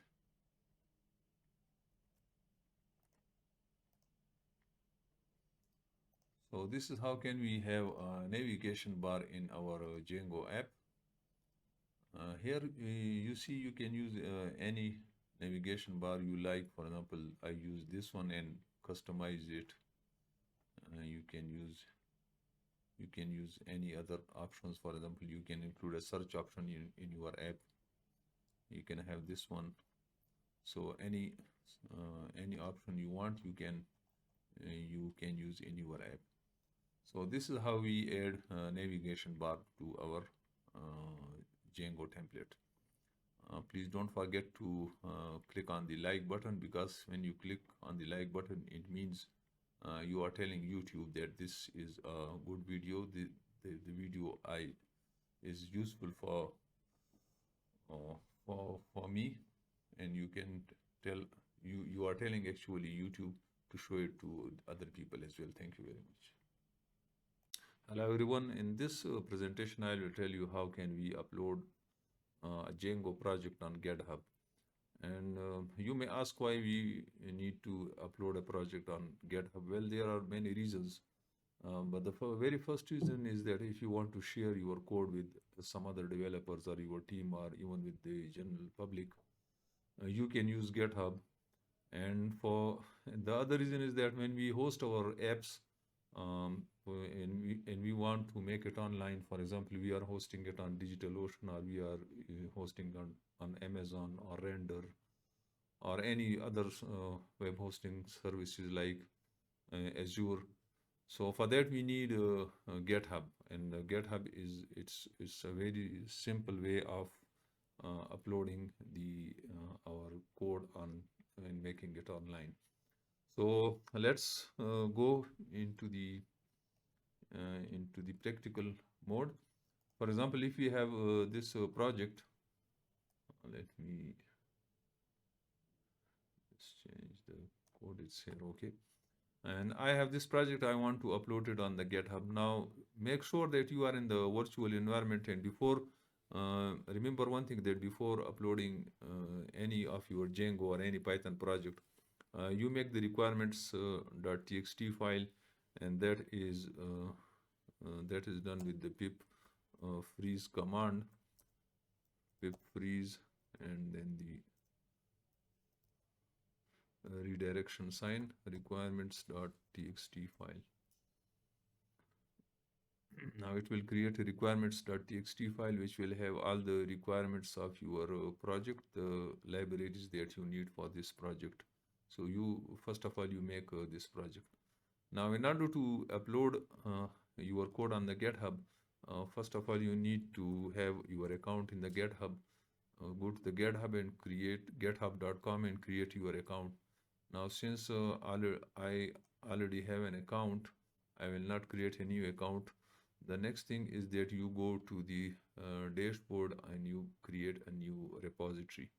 Just click on the new button, and over here you give the repository name. For example, I will give the repository name as, for example, Django beginners course, Django BEG course, and it is saying over here that the this URL is available. Now you can make it either private or public. For simplicity, I will make it public, so it will be accessible to everyone. Sorry, you can make it private or public. There is an option. I will make it as public. You can have a readme file, or you can just leave it. Now when I click on the create repository, it will create a repository for me. Now how can I add my files or my project to this repository? The steps are already given over here. If you see, now you can follow these steps. Some of the steps are optional. For example, I don't want this echo command. I just don't want the readme file. So the first command is get init. I'll go to my prompt. I will say get init. Now this will initialize a get repository. The next command is get commit -m, and then you give it the name of the commit. So I will write let me put it on the other side. Now the next, let me clear it. The first one was the get init command. This was the first command, and the next command is get commit -m, and then you give name of the commit. For example, you can have many commits to your projects. You can have a name for that commit. So I will say this is my first commit.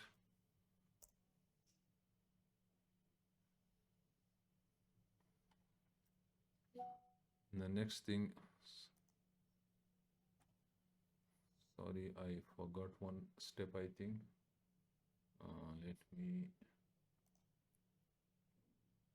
Let me open my Medium tutorial for this.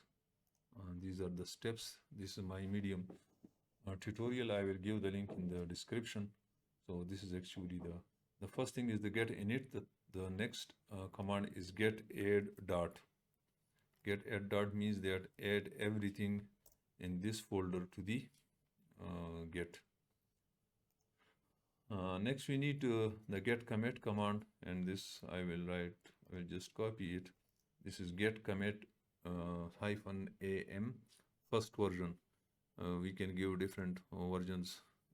We can save different versions of our app on the GitHub. The next one is get branch -m main. I will create a branch in it, and name of the branch is main. And the next command is get removed origin. Get removed origin, and here I have to give a name of my GitHub repository, which is this one. I will copy it and paste it over here. So get removed add origin https, and this is name of my repository. Let me just remove the camera so that you can see it. Now this is the name of my repository. This is the next command, and the last command is to get push origin master.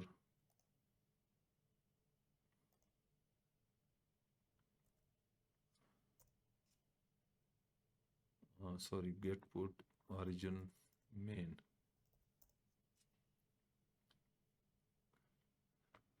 And it will push everything on the main branch.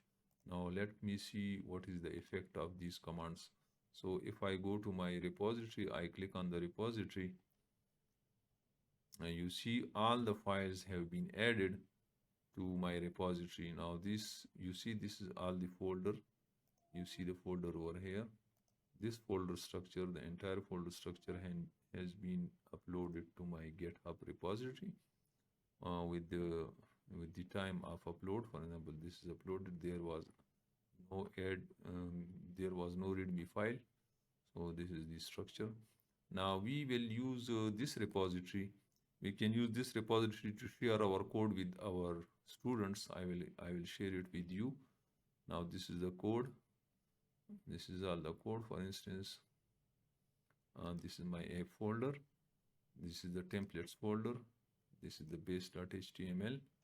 So everything that I wrote over here, it is now available on GitHub for the public. Now in the next lecture, I will tell you how can we use this GitHub repository. You go to the repositories. How can I use this GitHub repository to upload or to host my app on a live server like render.com or some other servers. This I will do in my next lecture. So this was all about it. So please don't forget to like the video, because when you like it, you tell YouTube to make it available for other people as well. So if you like it, many other people can also take help from this video. Thank you very much. Hello everyone. In this tutorial, I will tell you how can you host your Django project or render.com to make it available online to your users.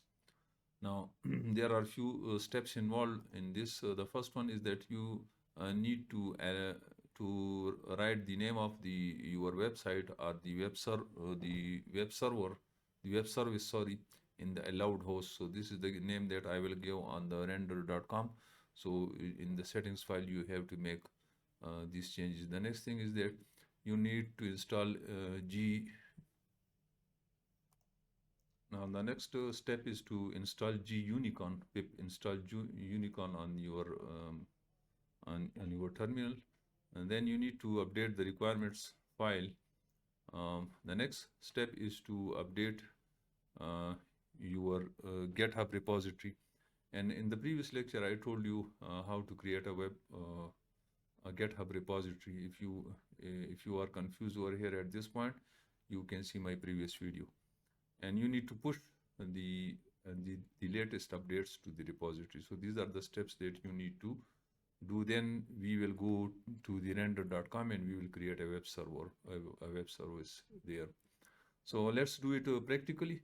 I will directly go to the prompt, and the first step that, as I told you, that you will go to the this is my project folder. Inside the project I have the settings.py file, and over here I will add this line of code, that is Django beginner course.render.com.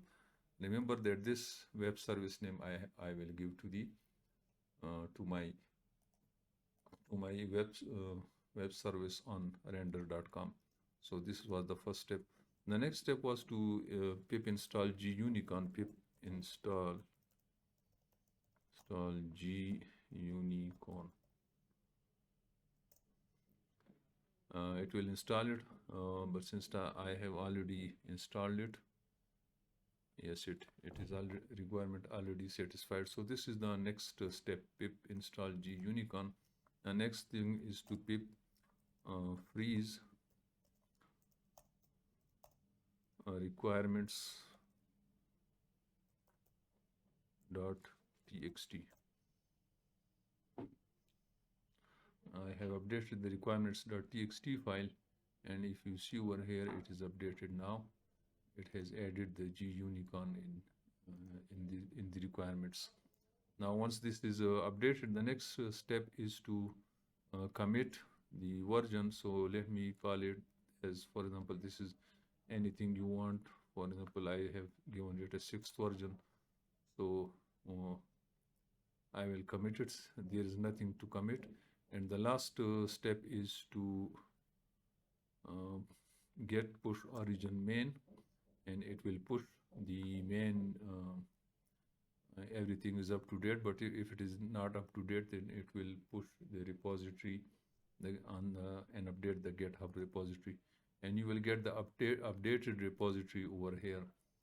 So once you have the updated repository, we will now upload, or we will now host our app on the render.com. So just straight away go to the render.com and create an account. If you don't have an account created, there is also an option for the free account. You can go. Since I already have an account, so I will directly go to the dashboard. At the top right corner, I click on the dashboard.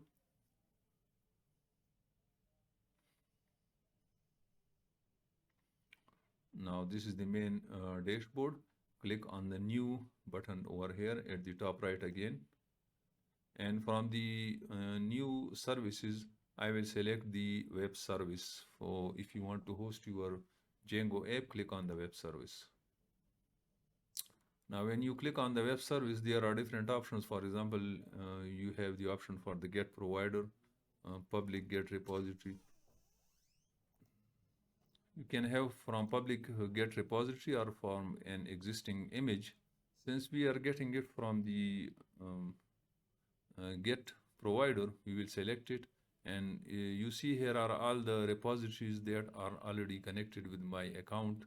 So I will select the Django beginner course. This is the name of the repository over here. If you see it, this is the name of the repository. So I will select it. It is Python 3.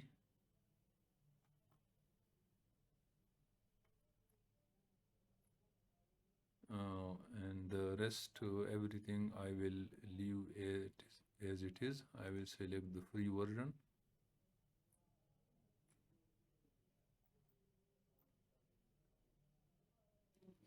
And in the GUnicorn, I will say over here app colon my app, because my app is the let us leave it as it is.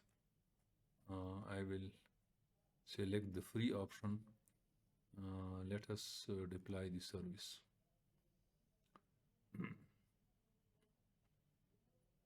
Now here is a log which will be shown to you. Now it is giving you all the steps: checking out the commit using Python, downloading GUnicorn, update pip install, Django install this, a new release of this, uploading the build. You can check from the log what's going on. Build successfully. Now it is deploying. Let's see.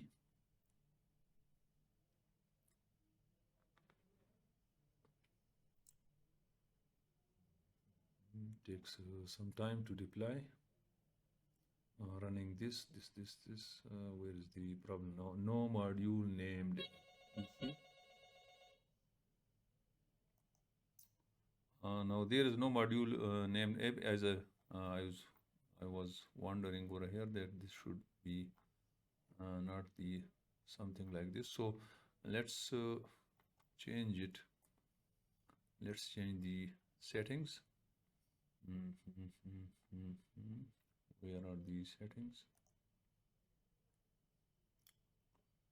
How can we change these settings? Let me check. Yes, here we have the settings.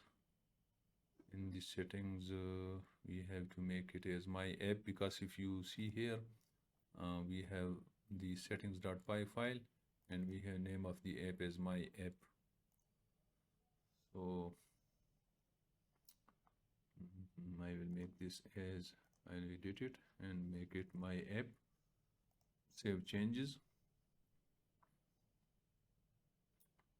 And then it is now building again. You see this over here.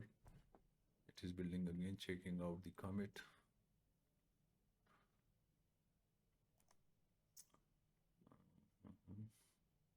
It is uploading the build successfully, deploying.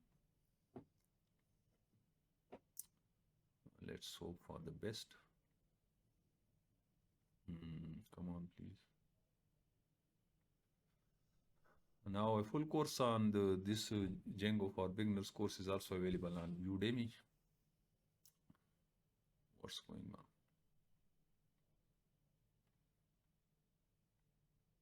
Let's see. Let me check again.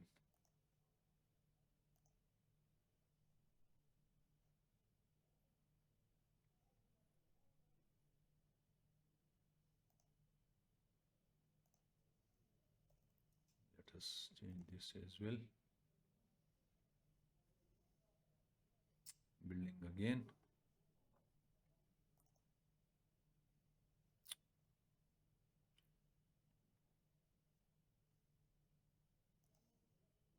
Build successfully, deploying.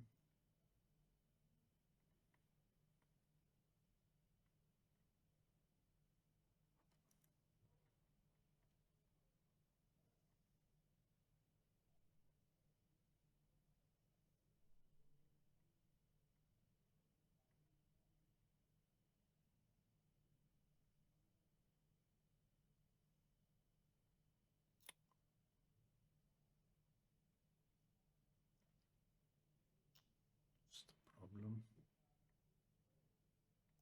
Let me take some help from the Django website. Oh, it is now the command is GUnicorn myproject.wsgi. This is the command. Let us try this one. I will edit it. GUnicorn myproject.wsgi. Save changes. I hope this will work. This should work.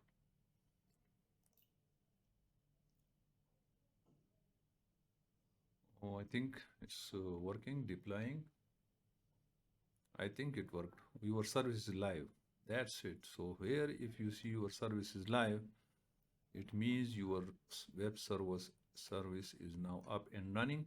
So if I click on this URL, I should have my service running. Let's see. Yes, it takes some time. So when you refresh it after a minute, your site is now up and running live. So you can share this URL with your customers, and they can now use your app. So this is how you can make your app, your Django app live on render without any cost. If you want to have a better service, then you can change your subscription over here. You can change it to another subscription. For instance, so if I go to my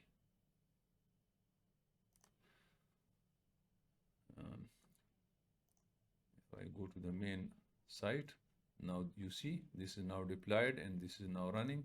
You can change it to upgrade it. You can go to the settings and upgrade it.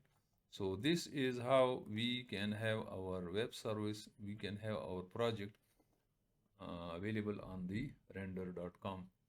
So if you like this video, please click on the like button. And this course is also available on Udemy.